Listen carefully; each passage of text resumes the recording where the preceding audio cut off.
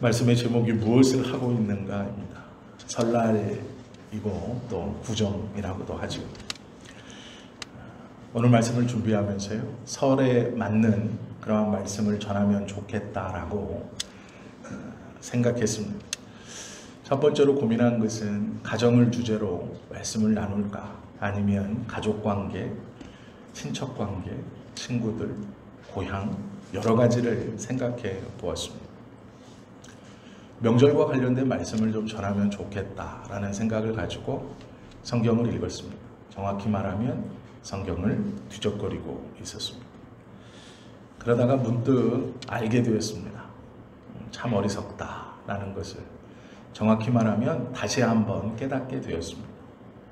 다른 누구가 어리석은 것이 아니고요, 제가 명절에 맞추어 말씀을 뒤적거리고 있는 제가 참 어리석다라는 것을 깨닫게 되었습니다. 그리고 나서는 가만히 있었습니다. 아무것도 하지 않고 조용히 가만히 있었습니다. 한참을 그렇게 가만히 있다가 성경 말씀을 앞에서부터 쭉 읽었습니다.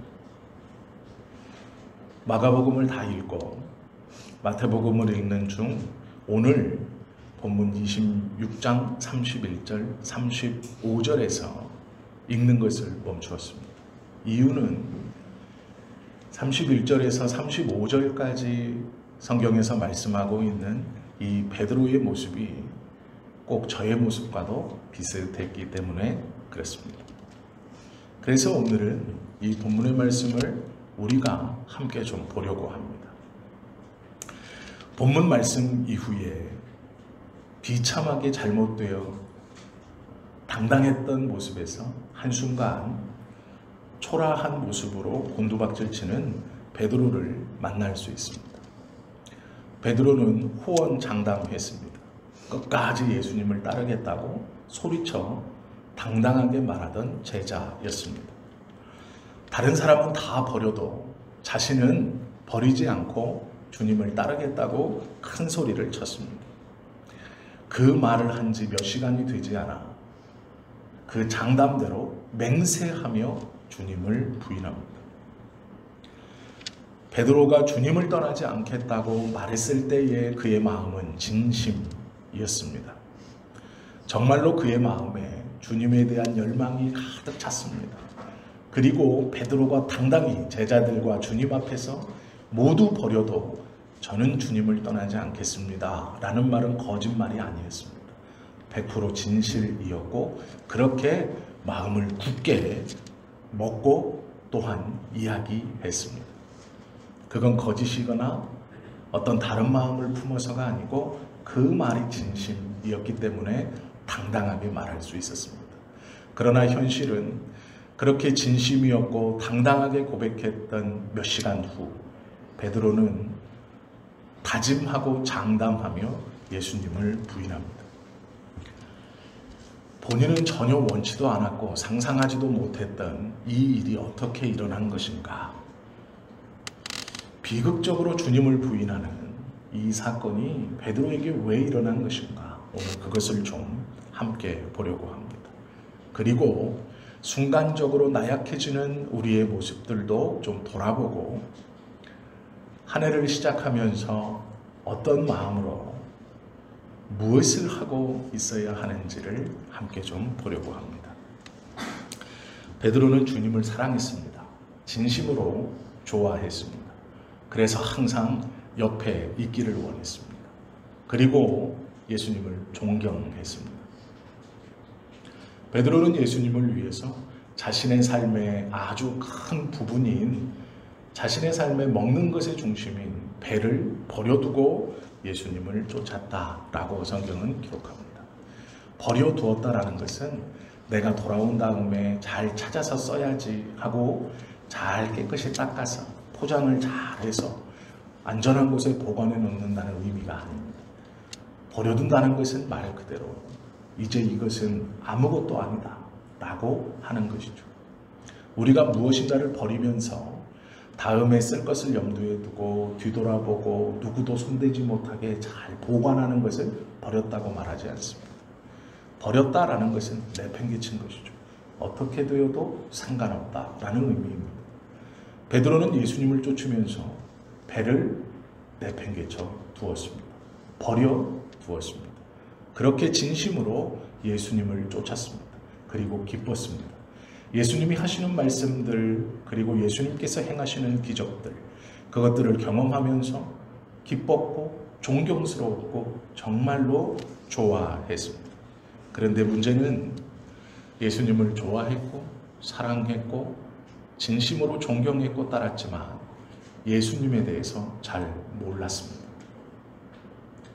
모르지만 좋아한 것이고 모르지만 존경했고 모르지만 따랐습니다. 오늘 우리가 명절 다음 날 함께 예배를 드리고 찬송을 드리고 하나님 앞에 기도합니다. 믿음이 있기 때문에 이 자리에 모였습니다. 그런데 우리도 돌아봐야 합니다. 잘 모르고 좋아하고 있는 것은 아닌가? 잘 모르고 따르고 있는 것은 아닌가 생각해 보아야 합니다. 기본적인 것은 알고 예수님을 좋아하고 따라야 하는 것입니다. 기본적인 것이 무엇입니까? 성경은 그것에 대해서 하나님께서 우리 한 사람 한 사람을 직접 선택하셔서 예수님께 맡기셨고 예수님은 하나님께서 맡겨주신 한 영혼 한 영혼 모두를 하나도 떨어뜨림 없이 모두 다 추수하시기 위해서 노력하시고 애쓰신다라는 것이죠. 또한 예수 그리스도를 보고 구세주라고 고백하는 우리 모두를 마지막 날에 분명히 다시 살리실 것이라는 것이 기본입니다.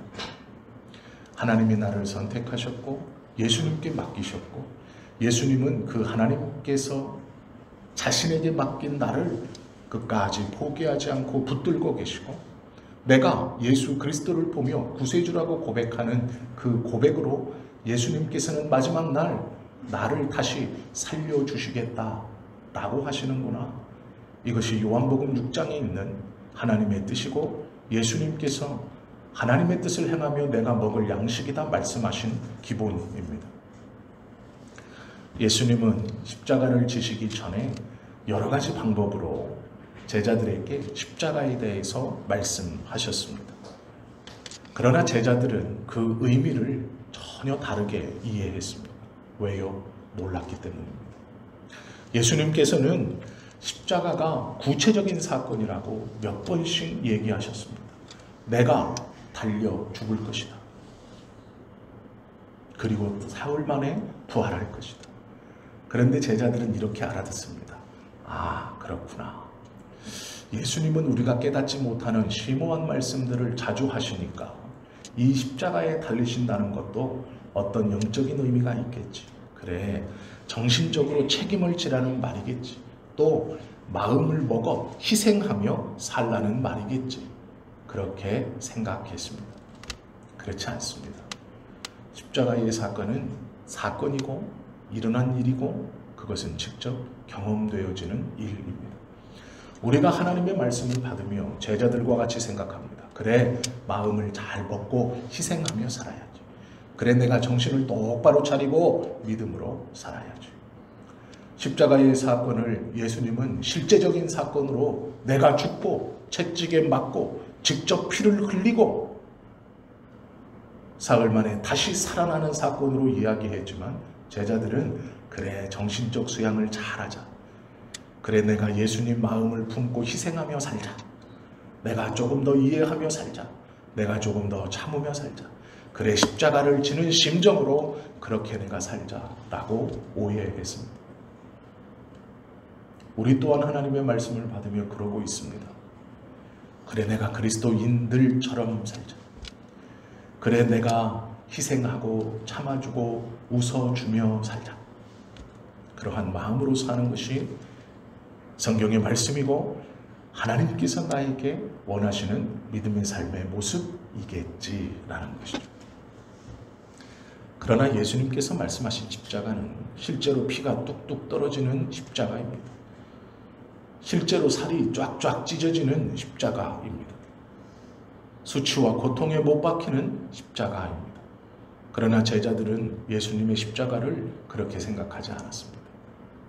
정신적인 어떠한 감수와 어떠한 결단으로 생각했습니다. 오늘 우리도 하나님의 말씀을 들으며 그러한 오해와 잘못된 십자가의 은혜를 품고 있는지 모릅니다. 진리를 추상적으로 자기식으로 생각한다라는 것이죠. 그래 이렇게 살아가는 삶의 자세를 가르쳐 주시는 것이구나 라는 것이죠. 천국을 자신들이 생각하는 유토피아로 생각하여서 매평집에 산다더라, 구름자동차를 탄다더라, 이런 어이없는 이야기를 하고 있다라는 것이죠. 말씀을 들으면 그래 이것은 예수님께서 우리에게 이렇게 살았으면 좋겠다는 희망사항으로 생각합니다. 또 지키고 싶지만 지킬 수 없는 어떤 표준적인 것으로 생각합니다. 하나님의 말씀을 마음의 수양으로 정신적인 위로를 받는 어떠한 음성으로 생각합니다. 기도하는 것은 자기 암시라고도 생각합니다. 내가 믿으면 믿음의 고백대로 된다라고 체면을 걸듯이 이야기합니다. 천국도 하나님의 실제적인 사건이며 영생도 하나님의 실제적인 사건입니다. 이것은 십자가의 사건이 분명하듯 우리에게 벌어질 분명한 사건입니다. 어떠한 마음의 수양이나 정신적인 승리가 아니다라는 것이죠. 베드로는 예수님을 몰랐습니다. 잘 알지 못했습니다. 그러나 좋아했고 따랐습니다.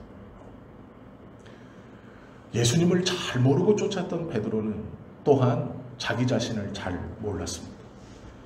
자기는 분명히 주님을 부인하지 않을 것이라고 자신했습니다. 내가 알고 있는 나, 지금까지 물고기를 잡으며 남한테 아쉬운 소리 한 번 한 적 없고 내 힘으로 내가 열심히 벌어서 가정을 꾸리고 자녀들을 키웠고 내 나름대로의 믿음을 지켜왔던 나, 힘들고 어려움도 가난도 고통도 조금 있었지만 그것들을 내 힘으로 잘 인내하고 믿으며 살아왔던 나, 누군가 좀 조롱하고 핍박해도 그것에 여의치 않고 하나님 앞에 당당하려고 믿었던 나, 그런 자기를 잘 안다고 생각했습니다. 예수님께서 내가 닭이 울기 전 3번 나를 부인하리라 말씀하셨지만 베드로는 예수님 저를 모릅니까? 제가 베드로입니다. 자기는 그런 사람이 아니라고 호언장담했습니다. 당당했습니다. 베드로는 예수님도 몰랐지만 자기 자신도 잘 몰랐습니다. 이것이 무지입니다. 마태복음 20장에 보면 예수님과 12제자가 예루살렘으로 향해 가고 있었습니다. 그때 야고보와 요한의 어머니가 찾아와서 예수님께 이렇게 부탁합니다. 주님, 당신 나라 임하실 때 내 자식 중 하나를 우편에, 내 자식 중 하나를 좌편에 앉게 하여 주옵소서. 제자들은 분개했습니다. 야고보와 요한의 어머니는 예수님의 나라를 이 땅에서 세워지는 왕국이라고 생각했고 예수님께서 왕이 될 때 자신의 자식들을 좌우편에 세우기를 청탁했습니다. 제자들은 그 말을 듣고 선수가 뺏겼다는 생각에 분노했습니다. 누가 크냐라는 다툼이 생겼습니다. 예수님께서 예루살렘 직전에서 제자들을 바라보시며 물으십니다. 너희가 나의 잔을 마실 수 있느냐? 제자들은 흔쾌히 예, 마실 수 있습니다 라고 대답했습니다. 예수님께서 나의 잔을 마실 수 있느냐라고 물으셨던 그 잔은 십자가에서 대속으로 흘리신, 십자가에서 흘리시는 피가 담겨져 있는 잔입니다. 고통과 수치를 상징하는 잔입니다. 그러나 제자들은 그렇게 생각하지 않았습니다. 영광으로 넘치는 포도주가 넘치는 잔이라고 생각했습니다. 금잔에 포도주를 가득 담아 새로운 왕이 옹립되면 그 왕이 개국공신들에게 나누어주는 잔이라고 생각했습니다. 그래서 그들은 예, 마실 수 있습니다 라고 대답했습니다. 이렇게 예수님을 쫓아다니는 12제자 중 어떤 누구도 나는 그런 자격이 되지 라고 다 생각했습니다. 마실 수 있습니다 라는 대답이죠. 최측근들에게 왕이 하사하며 그의 권력을 나누어 주었고 다른 모든 사람에게 이 사람은 나의 최측근이며 나와 함께 동등한 대우를 받을 만하다라고 주었던 그 즉위식에서의 나누어주는 포도주 잔이라고 생각했습니다. 그러기에 모두가 자신 있게 마실 수 있습니다 라고 생각했죠. 영광의 잔. 그러나 예수님은 고난의 잔을 이야기하신 것입니다. 너희가 나의 잔을 마실 수 있느냐? 자신 있게 대답했던 그 12명의 제자들 모두 다 도망칩니다. 그들이 생각했던 영광의 잔은 없고 고난의 잔, 수치의 잔이 앞에 있자 다 도망칩니다. 베드로도 대표적인 사람입니다. 모두 다 주를 버릴지라도 저는 주와 함께 죽겠습니다. 이것이 베드로의 말이었습니다. 자기 자신을 모르고 어떻게 다른 사람을 알고 자신도 모르고 자기도 모르면서 어떻게 세상을 살겠습니까? 어떻게 세상의 이치를 알겠습니까? 다른 사람도 모르고 자기 자신도 모르고 세상도 모르는데 어떻게 하나님을 알겠습니까? 어떻게 하나님의 뜻에 순종하며 살 수 있겠습니까? 야고보서 5장 12절은 이렇게 말하죠. 내 형제들아 무엇으로도 맹세하지 말아라. 하늘으로나 땅으로나 아무 다른 것으로도 맹세하지 말고 오직 너희는 그렇다 하는 것은 그렇다 하고 아니라 하는 것은 아니라 하여 죄의 정함을 면하라 말씀합니다. 확실하여 확답하여 맹세하지 말아라 말씀합니다. 왜요? 우리는 모르기 때문에 그렇다라는 것이죠. 우리를 잘 아시는 분은 오직 하나님밖에 없습니다. 나를 나보다 더 잘 아시는 분은 하나님이십니다. 예수님은 베드로에게 말씀하셨습니다. 내가 오늘 닭이 3번 울기 전에 내가 나를 부인하리라. 베드로는 아니라고 장담합니다. 결국 예수님의 말씀대로 되었습니다. 우리는 누구보다도 자기가 자신을 잘 안다고 생각합니다. 그러나 그렇지 않습니다. 내가 아무리 마음을 먹고 내가 아무리 결심을 해도 우리는 우리가 어떠한 존재인지를 알지 못합니다. 오직 하나님께서 우리를 어떤 존재라고 말씀하시는 그것이 우리의 진실된 모습입니다. 자신을 잘 알지 못했기에 베드로는 자기를 과대평가합니다. 특별한 사람이라고 생각했습니다. 모두 다 주님을 버려도 나는 특별합니다. 주님. 안 버릴 겁니다. 자기가 누구인지 잘 알지 못했기 때문에 다른 사람을 낮게 여기고 자기를 특별하게 여기는 잘못을 범합니다. 그리고 그것을 자신 있게 내어뱉습니다. 왜요? 그 말이 진심이었기 때문입니다. 다 버려도 저는 안 버립니다. 이 말은 베드로에게 진심이었습니다. 그러나 이것은 교만입니다. 자기 자신을 잘 모르기 때문에 그것이 자신의 모습이라고 착각하고 내어 뱉은 것입니다. 정반대의 일이 벌어진다는 것은 베드로는 상상하지 못했습니다. 우리 또한 그렇습니다. 저는 제가 코로나에 안 걸릴 줄 알았습니다. 몇몇 분은 아시지만 3번이나 걸렸습니다. 코로나 예방주사도 3번을 맞았습니다. 기도도 많이 했습니다. 하나님, 제가 코로나에 걸리면 예배를 어떻게 드립니까? 그래서 저는 코로나에 안 걸릴 줄 알았습니다. 그러나 여지없이 걸렸습니다. 제가 얼마나 어리석었냐면, 죄송합니다.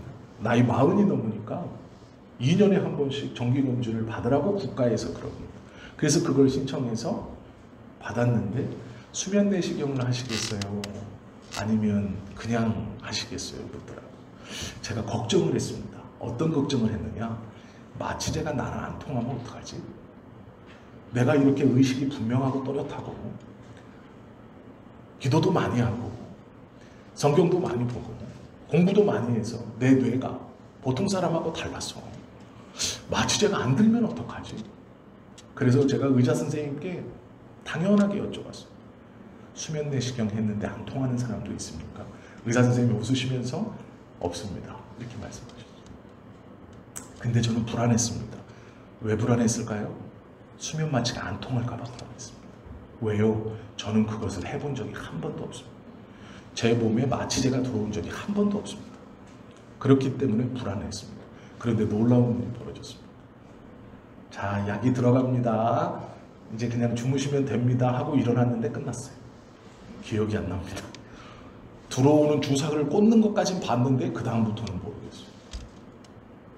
수면 마취제가 너무 잘 통하는 사람이었던 겁니다. 저는 제가 코로나에도 안 걸릴 거라고 생각했고 마취제도 안 통하면 어떡하지라고 생각했습니다. 참 어리석은 사람이었습니다. 육체적으로만 그러느냐? 아니요. 마찬가지입니다. 베드로는 자기 자신을 잘 몰랐습니다. 그러기에 교만했습니다. 우리가 하나님 앞에서 무엇을 장담합니까? 왜 장담합니까? 자기 자신을 모르기 때문입니다. 세상 앞에서 그렇게 당당할 수 있는 이유는 하나님을 붙들고 있는 사람이 아니라면 자기 자신을 모르기 때문입니다. 내가 누구인지 알아? 라고 큰소리치는 사람치고 정말로 대단한 사람은 없습니다. 베드로는 자기 자신을 몰랐기에 자기 자신을 과신했습니다.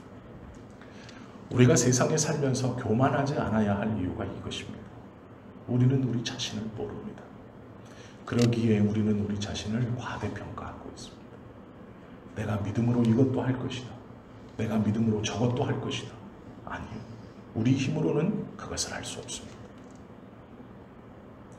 당해본 적이 없어서 자신하고 있는 겁니다. 나는 걸리지 않을 거야. 나는 어기지 않을 거야.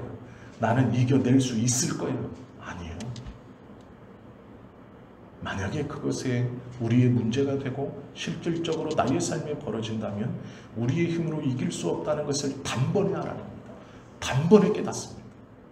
그래서 어쩌면 우리의 삶의 고통과 아픔이 하나님의 도우심과 은혜 앞에 겸손하라고 벌어지고 있는지도 모르겠습니다. 하나님을 의지하지 않고는 이겨낼 수 없죠. 베드로는 예수님을 몰랐고 자기 자신을 몰랐고 그래서 자기 자신을 과대평가합니다. 은혜를 받기 위해서 자기를 부인할 수 있어야 합니다. 고린도전서 6장 19절에 보면 이렇게 말합니다. 너의 몸은 너희가 하나님께로부터 받은 바 너희 가운데 계신 성령의 전인 줄을 알지 못하느냐? 너희는 너희의 것이 아니다. 하나님께 받은 이 몸이 우리의 것이 아니고 나의 것이 아니고 성령의 전이라고 말씀합니다. 그리고 분명히 내 것이 아니라고 말합니다. 하나님의 것이라고 말합니다. 그러기에 하나님이 주인이시기에 하나님의 뜻을 구하고 하나님의 뜻대로 살아가야 하는 것이 옳은 삶이다 라는 것이죠. 로마서 14장 8절 말씀에 보면 우리가 살아도 주를 위하여 살고 죽어도 주를 위하여 죽나니 그러므로 사나 죽으나 우리가 주의 것이로다 라고 고백합니다. 왜요? 우리의 몸은 우리의 것이 아니고 하나님께 받은 것이고 성령의 전이기 때문에 그렇습니다. 그러기에 우리 모두는 사나 죽으나 우리의 주인의 뜻대로 하나님을 위하여 사는 것이고 그것이 올바르게 사는 삶입니다. 우리는 우리 자신을 모를 수밖에 없습니다. 내 것이 아니기 때문이죠. 내 것이라고 착각하는 순간 오해하게 되고 과신하게 되고 교만하게 되고 하나님의 도움을 거부하게 되고 하나님의 인도를 부정하기 시작합니다. 하나님께서는 말씀을 통해 분명히 너는 나의 것이다 라고 말합니다. 하나님이 더 잘 알고 있다고 말씀하신다라는 것이죠. 우리가 우리의 자신을 과신하면 하나님이 보이지 않습니다. 말씀이 들리지 않습니다. 그분의 인도가 느껴지지 않습니다. 3일 만에 부활한다 라고 말씀하신 그 부활은 관념 속에서 일어나는 부활이 되고 내가 새로운 각오를 하며 살아가야 하는 어떠한 교훈으로 끝나버립니다. 하나님의 말씀을 정확히 안다는 것, 그 하나님의 말씀을 정확히 듣는다는 것은 내가 누구의 것인지를 아는 것이고 내가 어떠한 사람인지를 깨닫는 것입니다. 예수님께서 제자들에게 마태복음 16장 24절에서 이렇게 말씀합니다. 이에 예수께서 제자들에게 이르시되 아무든지 나를 따라오려거든 자기를 부인하고 자기 십자가를 지고 나를 쫓을 것이니라 말씀합니다. 예수님을 따라가는 삶은 기쁨과 즐거움으로 가득 차 있는 삶이 아닙니다. 예수님을 알기에 힘써야 하는, 땀을 흘려야 하는 삶이고 내 자신을 정확히 볼 줄 알아야 하는, 하나님의 뜻을 쫓아 부지런해야 하는 삶이며 또한 그 깨달음 속에 우리가 예수님이 짊어졌던 수치와 고통으로 점철되어져 있는 십자가를 지고 가야 하는 길입니다. 평안하고 행복하고 기쁨의 길이 아니다라고 말씀합니다. 그래 내가 십자가를 지는 심정으로 가는 그 길이 아니고 십자가를 지고 가는 길이라고 말씀합니다. 마음을 그렇게 먹는 신앙이 아니고 그렇게 직접 살아가는 신앙이라고 말씀하고 있다라는 것이죠. 하나님께서는 그리스도를 사랑하셨습니다. 예수님을 누구보다도 사랑하셨고 그의 마음에 기뻐하셨습니다. 공개적으로 요한복음에 보면 2번이나 소리칩니다. 하늘로서 소리가 있어 말씀하시되 이는 내 사랑하는 아들이요 내 기뻐하는 자라 말씀하십니다. 그럼에도 예수님을 배고픔에 던집니다. 그럼에도 예수님을 모욕 중에 던집니다. 그럼에도 예수님을 십자가에 던집니다. 그 수치와 그 모멸과 그 고난을 겪게 하십니다. 사랑하지 않은 자가 아니었고 하나님께 버림받은 자가 아니었습니다. 하나님은 공개적으로 예수님을 향해서 내 아들이며 내 기뻐하는 자라라고 말씀하십니다. 그럼에도 굶주림에, 그럼에도 차별에, 그럼에도 수근거림에, 그럼에도 고난에, 그럼에도 십자가에 던져 놓으십니다. 왜요? 그 예수님이 맏아들이 되셔서 첫 열매로 우리의 앞서 가시기 때문입니다. 우리는 그분을 본받아 그분이 가셨던 그 길을 똑같이 걸어가야 하기 때문에 그렇습니다. 히브리서 5장 8절에 보면 받으신 고난으로 순종함을 배우는 것이다 라고 말씀합니다. 사도행전 14장 22절에 보면 제자들의 마음을 굳게 하여 이 믿음에 거하라 권하고 또 우리가 하나님 나라에 들어가려면 많은 환난을 겪어야 할 것이라 기록하고 있습니다. 하나님이 기뻐하고 사랑하셔서 우리를 선택하셨고 예수님께 맡겼습니다. 예수님께 맡겨진 우리는 예수님께서 한 영혼도 잃어버리지 않기 위해서 열심히 추수하셔서 다 믿음 아래 불러 이 예배 가운데 불러주셨습니다. 그러면 행복하고 그러면 즐겁고 그러면 놀라운 은혜의 일이 벌어져야 할 것 같은데 삶 속에서 여전히 고통이 있고 여전히 굶주림이 있고 여전히 모자람이 있고 여전히 수군거림이 내 주변에 있고 오해가 있다는 것은 어쩌면 예수께서 걸어가신 그 길을 그대로 걸어가게 하시는 하나님의 뜻일지 모릅니다. 우리로 순종을 배우게 하시려는 하나님의 뜻입니다. 너희가 복음과 함께 고난을 받으라. 어쩌면 제대로 살아가는 삶일지 모르겠습니다. 고난이 있는 삶, 그것이 제대로 살아가는 삶일지 모르겠습니다. 그것이 믿음 안에 온전히 살아가는 예수님의 뜻대로 살아가는 모습일지 모르겠습니다. 내가 생각할 때 조금 불편하고 벗어나고 싶고 기쁨이 있고 행복이 있고 즐거움만 가득 있다면 믿을 만한 하나님이 될 것 같지만 고난이 있는 삶, 어려움이 있는 삶, 장애물이 있는 삶, 기도하고 넘어야 할 사건과 사고가 있는 삶, 어쩌면 그것이 하나님께서 원하시는 믿음의 삶을 걸어가는 모습일지도 모른다라는 것이죠. 성경은 그렇게 말씀합니다. 그렇다면 나보다 나를 더 잘 아시는 하나님의 말씀이 그렇다면 그것이 옳은 삶일 것입니다. 그러기에 우리가 믿음으로 걸어가는 하루하루는 믿음의 선진들이 걸어갔던 그 믿음의 길과 같은 것이고 예수께서 걸어가셨던 그 십자가의 길과 같은 것입니다. 그러기에 이 삶 속에서도 감사할 수 있는 것이죠. 그것이 같다면 그 영광도 같을 것이기 때문입니다. 그 마지막도 같을 것이기 때문입니다. 천국에 가기 위해서 많은 환난을 겪어야 할 것이다. 그래, 마음가짐을 내가 잘 먹어야지, 단디 먹어야지, 똑띠기 먹어야지. 아니에요. 마음가짐의 문제가 아니라 삶이 많은 고난과 환난 가운데 들어간다라는 것입니다. 이것은 우리의 삶에 지금 벌어지고 있는 사건입니다. 빌립보서 3장 10절 11절은 말합니다. 내가 그리스도와 그 부활의 권능과 그 고난에 참여함을 알려하여 그의 죽으심을 본받아 어찌하든지 죽은 자 가운데서 부활에 이르려 하노니. 예수님께서 가신 그 길을 똑같이 가려고 하는 것은 어떻게 하든지 그 길을 걸어 예수님이 부활하신 그 부활을 나도 그곳에 이르려 한다라고 말씀한다라는 것이죠. 여건과 고통이 있는 삶을 통해서 우리는 하나님에게 순종하는 것을 배웁니다. 베드로의 삶을 돌아보면 마찬가지입니다. 그는 예수님을 몰랐고 자기 자신을 몰랐습니다. 그러기에 자기 자신을 과대평가했고 교만하여 함부로 이야기했습니다. 그러나 그가 여러 사건을 겪은 후 결국 베드로 전서와 베드로 후서의 내용을 가만히 살펴보면 그가 죽기 2년 전에 쓴 내용이 베드로 전후서입니다.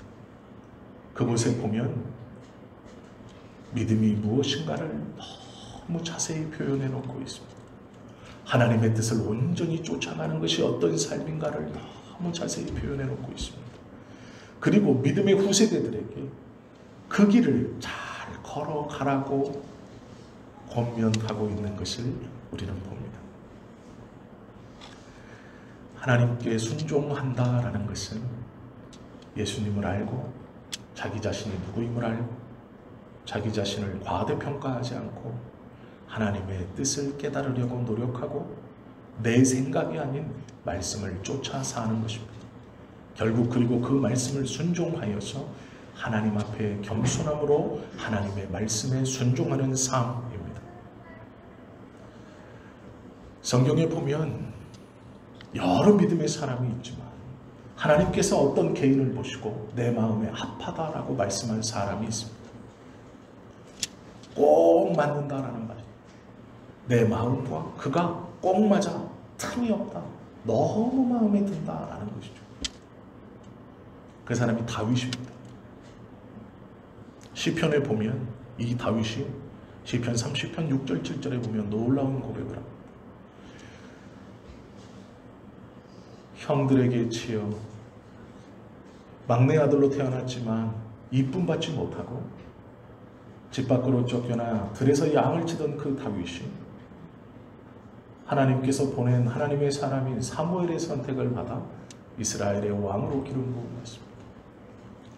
그리고 나서도 그의 삶은 광야를 떠돌며 자기를 죽이려고 하는 첫 번째 왕 사울의 칼날을 피해서 군사 3,000명이 자기를 죽이겠다고 쫓아다니는 그 포위망을 피해서 적국에 가서 침과 코를 흘리며 미친 척하며 살아나며 그 삶을 연명해야 해서 광야로 들러 도망다니며 굴 속에 숨어서 살아야 했습니다. 그런 다윗이 왕이 되었습니다. 두려울 것이 없고 무서울 것이 없는 만인지야 1인지 이상의 자리에 올라갔습니다. 모든 나라를 두고 보는 가장 높은 곳에서 모든 사람들을 아래로 내려다볼 수 있습니다. 그때 다윗이 시편 30편에 이렇게 고백합니다. 내가 형통할 때에 말하니 모든 문제가 해결되었습니다. 영영이 요동치 아니하리라 하였도다. 형통해 보니 이 자리가 내 자리고 이것이 내 권이고 내가 마땅히 누릴 바다. 나는 이제 이곳에서 조금도 움직이지 않고 이 누리는 모든 것이 나의 것이다 라고 고백합니다. 그런데 그 다음 구절에 이렇게 고백합니다. 여호와께서 주의 은혜로 내 산을 굳게 세우셨더니 주의 얼굴을 가리우심에 내가 근심하였나이다. 양치기에서부터 하나님의 인도하심을 받아 왕의 자리에 오르고 보니 그가 스스로에게 말합니다. 이 자리가 굳건할 것이다. 영영할 것이다. 내가 그런 자신이 있다는 겁니다. 전쟁에 나가서 한 번도 패배한 적이 없는 불셀출의 장군이고 이제는 사울까지 죽어 자신의 왕권을 위협할 사람이 없고 사울의 후손이라고 남아있는 것은 저 쩔뚝발이 아무도 집중하지 않는 자밖에 없기에 자신의 왕권은 영원할 것이라고 다짐했습니다. 그렇게 다짐했는데 곧바로 하나님께서 은혜를 거두시고 얼굴을 가리우시자 두려워졌고 근심이 있었다라고 고백합니다. 이것이 믿음의 사람의 고백입니다. 다윗의 고백입니다. 하물며 우리는 어떻습니까? 작은 성공과 평안에 취해서 이제 이것이 계속될 것이다. 나의 어떠함과 노력으로 이것이 이루어졌구나. 이제 이것을 잘 지켜가면 될 것이다 라고 생각합니다. 아니요, 그렇지 않습니다. 하나님께서 은혜를 거두시는 순간 다윗의 고백처럼 근심하게 될 것입니다. 그러므로 그것에 만족하거나 그것에 얽매여 있을 필요가 없다라는 것이죠. 조심스러운 말씀이지만 성도는 어떻게 보면 병을 통하여 하나님의 경고를 받아 겸손한 마음을 가지게 될 수 있습니다. 자기를 과신하던 것에서 벗어날 수 있습니다. 하나님의 은혜를 구하게 됩니다. 조심스러운 말이지만 우리가 경험하는 아픔과 슬픔과 고통을 통해서 자신이 누구인가를 알게 되고 자신의 연약함을 깨닫고 하나님의 은혜를 구할 수 있는 삶으로 바뀔 수 있을지 모릅니다. 베드로는 주님을 위해서 결심했습니다. 그리고 그것을 장담했습니다. 그러나 지켜갈 수는 없었습니다. 우리가 우리의 삶을 돌아보며 혹여 나도 이 베드로와 같은 잘못을 범하고 있지는 않은지, 예수님을 모르고 하나님을 모르고 잘 안다고 하는 내 자신도 내가 몰라 스스로 나를 과대평가하며 세상과 하나님 앞에 잘못된 기도와 잘못된 당당함으로 살아가고 있지는 않은지 돌아보셔야 합니다. 그리고 새로운 한 해를 온전히 출발하며 온전히 하나님을 알고자 하는 마음, 하나님의 말씀을 붙들고자 하는 열심과 내 삶에서 일어나는 모든 것이 하나님의 뜻이며 그 안에 하나님께서 원하시는 믿음의 성장이 있다는 것을 깨닫고 붙들어 하루하루의 삶을 기도하며 은혜 아래 최선을 다해서 살아가시며 그리하여 그 하루의 삶이 하나님의 은혜라고 고백하고 하나님의 인도하심이라고 고백하는 한 해가 되시기를 예수님의 이름으로 축원합니다. 기도드립니다.